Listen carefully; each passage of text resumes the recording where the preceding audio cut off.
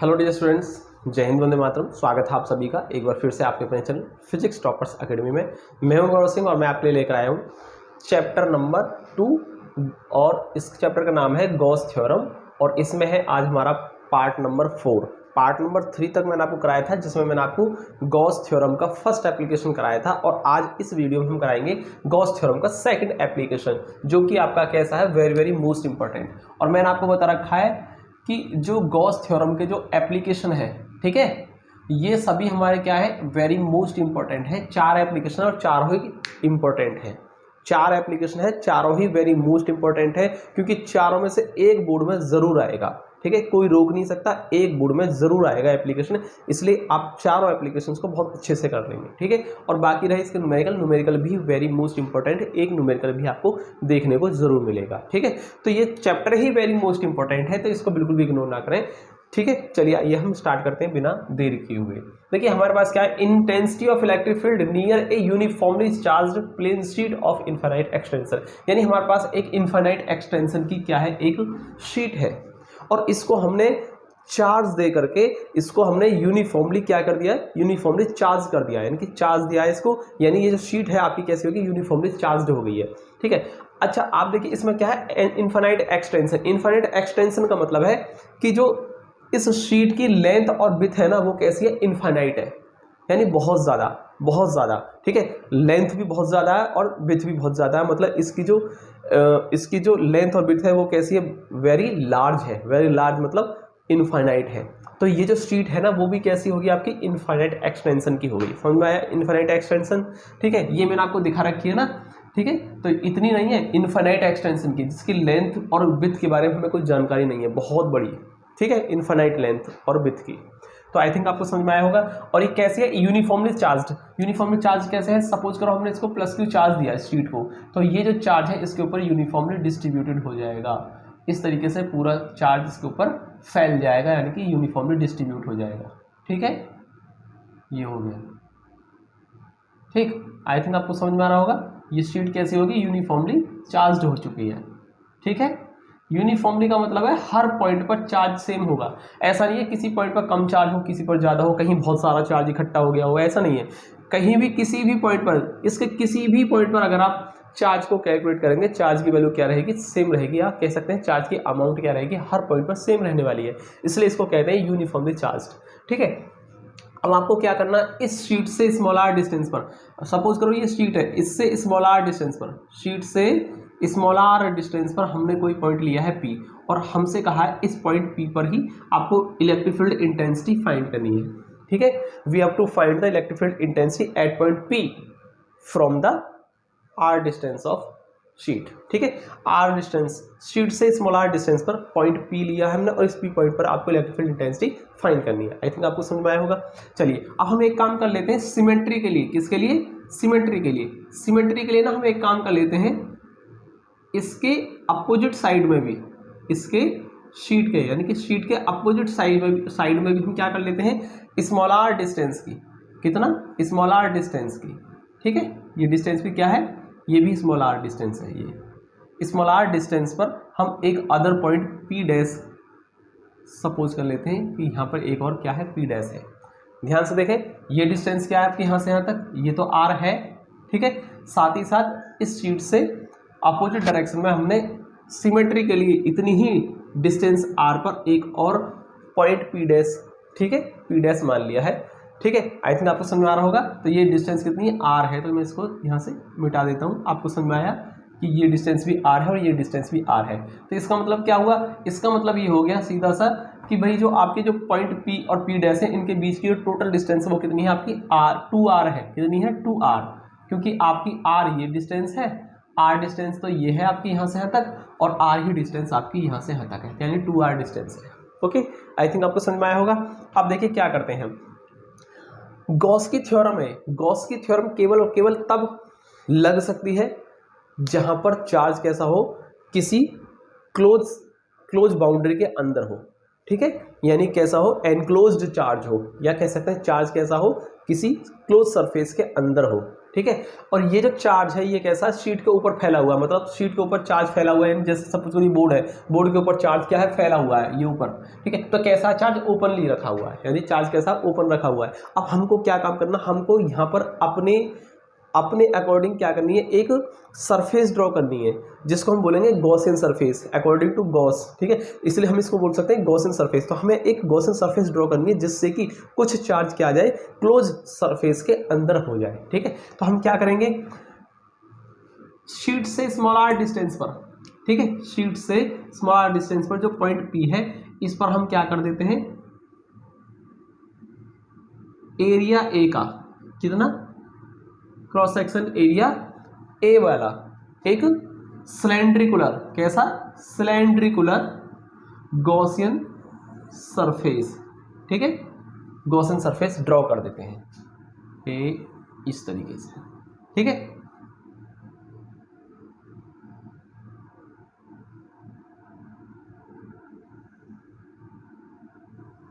ठीक है, कहीं अगर मोटा पतला हो गया हो तो देख लेना आप, ठीक है। मैं हाथ से बना रहा हूँ इसलिए हो सकता है मोटा पतला हो गया हो कहीं, ठीक है। चलिए इस तरीके से, ठीक है। ये P डैश है, इसको मैं ठीक से बना देता हूँ, P डैश, ठीक है। इसका एरिया क्या बताया मैंने आपको, A, एरिया A, ठीक है। इसी तरीके से इसका भी एरिया क्या रहेगा, A रहेगा, ठीक है। आई थिंक आपको समझ में आया इतना, ठीक है। क्रॉस सेक्शन एरिया A वाला हमने एक सेंट्रिकुलर गॉसियन सरफेस ड्रॉ कर दिया है। क्या बोलेंगे इसको, गॉसियन सरफेस। तो मैं यहाँ लिख देता हूँ गॉसियन सरफेस। आई थिंक आपको समझ में आया होगा। अब देखिए गॉसियन सरफेस के अंदर कुछ चार्ज कैसा होगा, बाउंड हो गया। अब आप क्या कर सकते हैं, यहाँ पर गॉस थ्योरम अप्लाई कर सकते हैं। चलिए एक काम करते हैं, अब हमको क्या काम करना है, इस गॉसियन सरफेस से पास होने वाला टोटल फ्लक्स फाइंड करना है। अब टोटल फ्लक्स कैसे फाइंड करेंगे, सबसे पहले हम इसमें देखते हैं कितनी सरफेस है इसके अंदर कितनी सरफेस हुई। सपोज करो ये सिलेंड्रिकुलर शेप है आपकी, गॉसियन सरफेस है, और इस पर कितनी सरफेसेस होंगी, देखो एक तो ये होगी प्लेन सरफेस, एक ये प्लेन सरफेस होगी, यानी दो तो होगी प्लेन सरफेस, और एक आपका ये जो दिख रही है ना आपको, ये क्या है, कर्व्ड सरफेस, क्या है, कर्व्ड सरफेस। तो तीन सरफेस आ गई, दो प्लेन सरफेस और एक आपकी कर्व्ड सरफेस, यानी टोटल फ्लक्स जो पास हो रहा होगा वो इन्हीं तीन सरफेस से पास हो रहा होगा, ठीक है भाई, क्योंकि आपकी गॉसियन सरफेस के अंदर ओनली 3 सरफेसेस हैं, ठीक है।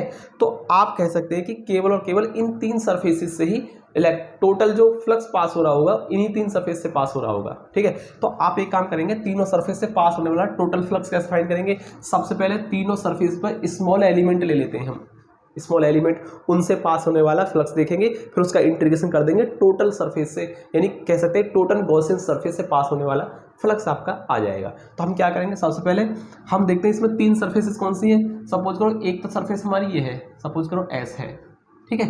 एक हमारी S1 मान लेते हैं, इसको नीचे लिख देता हूँ S1। एक तो ये सरफेस है, प्लेन सरफेस हमारी S1, एक ये सरफेस है हमारी, इसको ले लेता हूँ मैं थोड़ी देर के लिए S2, और ये जो हमारी कर्व्ड सरफेस है, सपोज करो ये कितनी हमारी S3 है। तो 3 सरफेस है हमारी, ठीक है।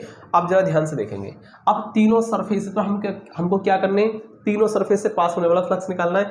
तो पहले तीनों सरफेस पर स्मॉल एलिमेंट ले लेते हैं, ठीक है। सपोज करो इसके ऊपर मैंने एक स्मॉल एलिमेंट ले लिया है, स्मॉल एलिमेंट ले लिया है DA एरिया का हमने स्मॉल एलिमेंट ले लिया S1 पर। ठीक इसी तरीके से हम क्या कर देते हैं, इसी तरीके से हम सरफेस S2 पर भी एक स्मॉल एलिमेंट DA ले लेते हैं। और तीसरी सरफेस कौन सी, कर्व्ड सरफेस S3, ये है S3, इसके ऊपर भी हम यहां पर एक DA, ठीक है, DA एरिया का हम क्या लेते हैं, स्मॉल एलिमेंट, ठीक है, मान लेते हैं। ओके, आप जरा ध्यान से देखिए, सबसे पहले हम S1 पर आ जाते हैं। S1 पर इलेक्ट्रिक फील्ड इंटेंसिटी क्या होगी, इस सरफेस पर इधर होगी इलेक्ट्रिक फील्ड इंटेंसिटी की डायरेक्शन। क्यों, क्योंकि इस पर हम क्या मानेंगे, +1 कूलम चार्ज मानेंगे, और प्लस प्लस में होगा रिपल्जन, तो इधर को फोर्स लगाएगा, यानी इंटेंसिटी की डायरेक्शन ये आ गई, ठीक है। अब इस पर हम क्या करेंगे, एरियल वेक्टर लेंगे, area vector DA vector. DA vector क्या होता है, सरफेस के परपेंडिकुलर। अब देखिए जैसे कि आपकी इस तरीके से सिलेंडर है, तो सरफेस कैसे रखिए, ऐसे, ठीक है, सरफेस है ये, तो इस सरफेस पर जब हम परपेंडिकुलर ड्रॉ करेंगे तो कैसे जाएगा, ये सरफेस है, इस पर परपेंडिकुलर कहाँ जाएगा, बाहर की ओर जाएगा, यानी E की डायरेक्शन में। तो इस तरीके से हमारा जो DA वेक्टर है, DA वेक्टर कहाँ आ गया, ई की डायरेक्शन में आ गया और यहाँ थीटा बराबर कितना आ गया हमारा 0 डिग्री आ गया, ठीक है 0 आ गया। इसी तरीके से आप सरफेस S2 पर आ जाएंगे, प्लस में होगा रिपल्जन यानी कि इधर को फोर्स लगेगा, तो इस तरीके से आपका जो direction of electric field E vector कहाँ आ गया, इधर को आ गया। और साथ ही साथ ये जो सरफेस है वो कैसे है, इस तरीके से, ये प्लेन सरफेस, ये प्लेन सरफेस है और इस प्लेन सरफेस पर जब आप परपेंडिकुलर ड्रॉ करेंगे तो कहाँ जाएगा, इधर को जाएगा। भाई इस सरफेस पर परपेंडिकुलर ऐसे तो जाएगा, यानी कि ई वेक्टर की डायरेक्शन में ही आपका डी ए वेक्टर जो कि एरिया वेक्टर की डायरेक्शन आ गई। और यहाँ पर भी एंगल कितना आ जाता है, ई वेक्टर और डी ए वेक्टर के बीच में एंगल कितना आ जाता है, 0 आ जाता है, क्योंकि दोनों कैसे हैं, E vector D A vector दोनों पैरेलल है। अब जरा थर्ड सरफेस पर आते हैं S3 के ऊपर। S3 सरफेस कैसे, इस तरीके से, यही S3, इस पर हम इलेक्ट्रिक फील्ड इंटेंसिटी फाइंड करेंगे पहले, तो प्लस में होगा रिपल्जन यानी ई वेक्टर गया आपका इधर, ओके। अब इस प्लेन सरफेस यानी सॉरी इस कर्व्ड सरफेस के ऊपर हम क्या करेंगे, परपेंडिकुलर ड्रॉ करेंगे। तो परपेंडिकुलर ड्रॉ कैसा होगा, परपेंडिकुलर ऊपर की ओर होगा, इस सरफेस पर परपेंडिकुलर कहाँ होगा, ऊपर की ओर, ठीक है। तो इस पर हमने ऊपर की ओर क्या खींच दिया, area vector D A vector खींच दिया। और आप देख रहे हैं ध्यान से कि ये जो एंगल आ गया आप कितना आ गया यहाँ पर 90 डिग्री, यानी कि कर्व्ड सरफेस पर ई वेक्टर और डी ए वेक्टर के बीच में एंगल कितना आ गया 90। आई थिंक आपको इतना समझ में आया होगा। अब हम एक काम कर लेते हैं, इस वाले एरिया एलिमेंट और इस वाले एरिया एलिमेंट तीनों से पास होने वाला टोटल फ्लक्स फाइंड कर लेते हैं। तो हम लिखेंगे total flux passes through the small area element DA, ठीक है, D5 सपोज करो हमने इसको क्या मान लिया D5, ठीक है। कैसे निकलेगा हमारा, अब देखिए तीन सरफेसेस है S1 S2 S3, तो तीनों के लिए लगाएंगे हम। तो पहले मैं सरफेस S1 के लिए लगाता हूँ, कैसे, E vector dot D A vector, पहली सरफेस के लिए आ गया S1 के लिए। अब हम करेंगे S2 के लिए, क्या करेंगे हम, E vector dot D A vector, ठीक। और तीसरी सरफेस हमारी कर्व सरफेस है वो S3, उसके लिए लगाते हैं हम E vector dot D A vector. ये तीनों सरफेसेस लगा लिया आपने, ठीक है। अब हम क्या करेंगे, D5 बराबर पहली सरफेस S1 के लिए, ठीक है, सरफेस S1 के लिए है तो ई वेक्टर यानी सॉरी ई डी ए, इसको हम स्केलर फॉर्म लिख रहे हैं ना, E D A cos theta, और थीटा कितना है, देखिए सरफेस S1 के लिए थीटा कितना आया था 0, तो यहाँ पर लिखेंगे 0। इसी तरीके से सरफेस S2 पर आ जाते हैं तो यहाँ थीटा 0 है, यानी इसको भी हम ई डी ए कॉस 0 लिखेंगे। और थर्ड सरफेस जो कि आपकी कर्व सरफेस है इसके लिए एंगल 90 है, यानी यहाँ लिखेंगे ई डी ए और cos 90, इसको थोड़ा सा मैंने नीचे कर दिया, टेढ़ा सा हो गया ना, कोई दिक्कत नहीं है। अब जरा ध्यान से देखेंगे, अब ये जो हमारा cos 0 है क्या होता है हमारा 1, यानी ये आ जाएगा आपका ई डी ए, ठीक है, cos 0 1। इसी तरीके से ये cos 0 1 हो जाता है तो यहाँ से ई डी ए बचेगा, और ये जो cos 90 है ये हमारा 0 हो जाता है, तो इस वजह से टोटल क्या आ गया हमारा 0, यानी D5 जो निकल के आ गया कितना आ गया, देखिए थर्ड सरफेस कौन सी आपकी S3 आपकी कर्व सरफेस, इसका मतलब कर्व सरफेस से पास होने वाला जो फ्लक्स है वो कितना है 0 है, यानी इस बार कर्व सरफेस से कोई भी फ्लक्स पास नहीं हो रहा है, तो टोटल फ्लक्स कहाँ से जा रहा होगा फिर, तो टोटल फ्लक्स आपका दोनों जो आपके पैरेलल ये जो प्लेन सरफेसेस है ना, दोनों जो प्लेन सरफेसेस है आपकी S1 और S2 केवल और केवल इनसे पास हो रहा होगा, इससे पास होने वाला फ्लक्स 0 आ गया, क्योंकि यहाँ एंगल कितना आ रहा है 90 आ रहा है, इस वजह से टोटल फ्लक्स कितना आ गया, यहाँ से 0 आ गया कर्व सरफेस से पास होने वाला, और टोटल फ्लक्स किससे जा रहा होगा, दोनों प्लेन सरफेसेस से। तो ये रही आपकी प्लेन सरफेस के लिए, तो इन दोनों को ऐड करेंगे तो 2E आ जाएगा, 2EDA आ जाएगा, टोटल फ्लक्स आ गया। ये किससे आया है, ये स्मॉल एलिमेंट से आया है, और हमको निकालना है टोटल गॉसियन सरफेस से। हम लिखेंगे total electric flux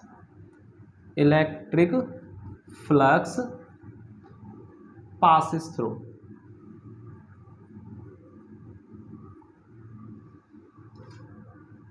the Gaussian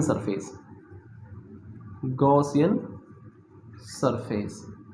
अब आपको ना टोटल गॉसियन सरफेस से निकालना है, तो कैसे करेंगे, इंटीग्रेशन कर देंगे। आप क्या कर देंगे इसका इंटीग्रेशन, तो मैं यहाँ से थोड़ा सा रफ कर देता हूँ इसमें, ठीक है, ताकि मुझे थोड़ा सा स्पेस मिल जाए लिखने के लिए।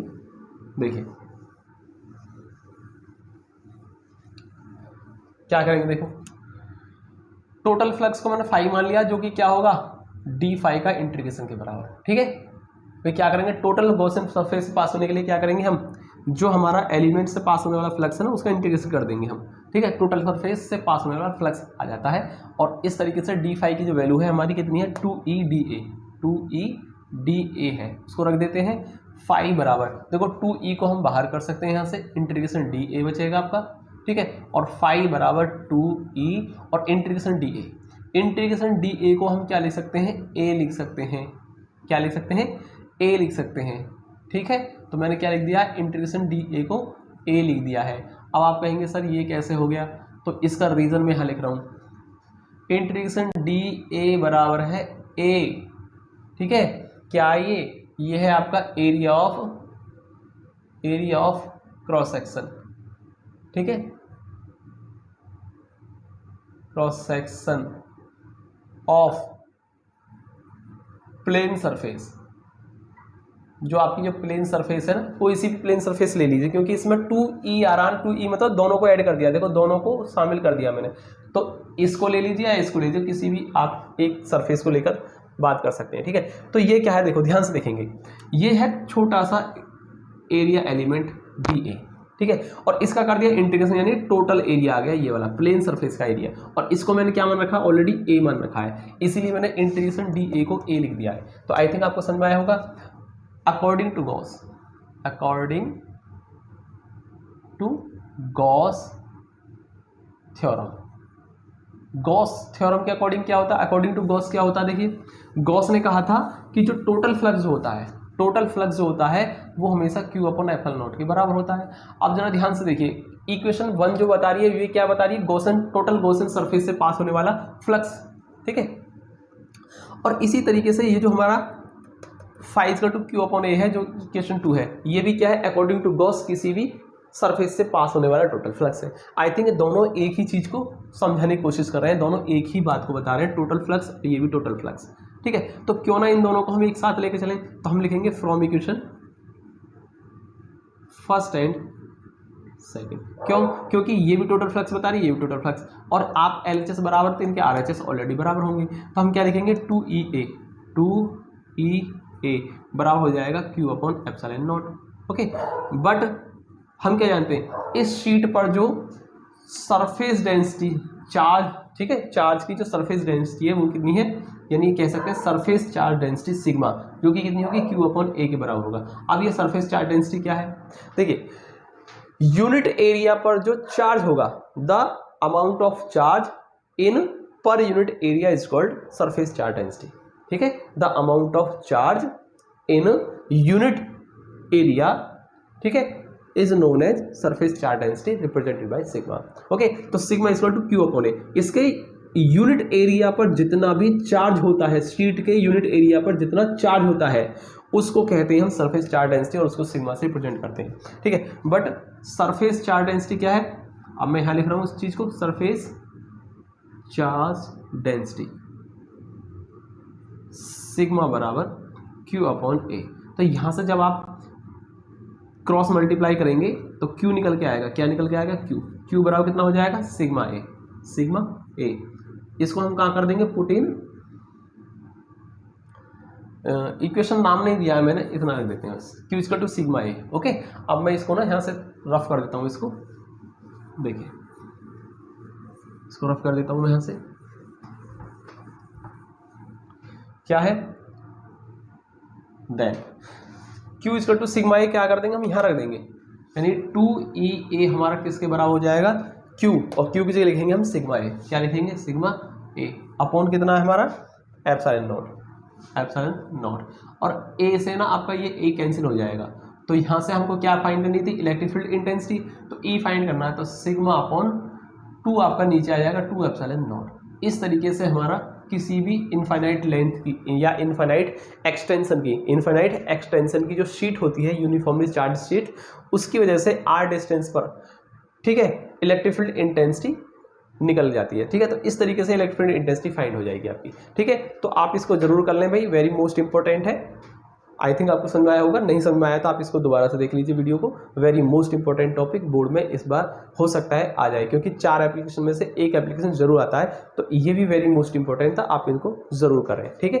तो अगले जो 2 बचे हुए एप्लीकेशन है उनको लाएंगे हम अगली वीडियोज़ में। तब तक के लिए विदा लेते हैं हम आप सभी से। ओके, मिलते हैं अगली वीडियो में। जय हिंद, वंदे मातरम।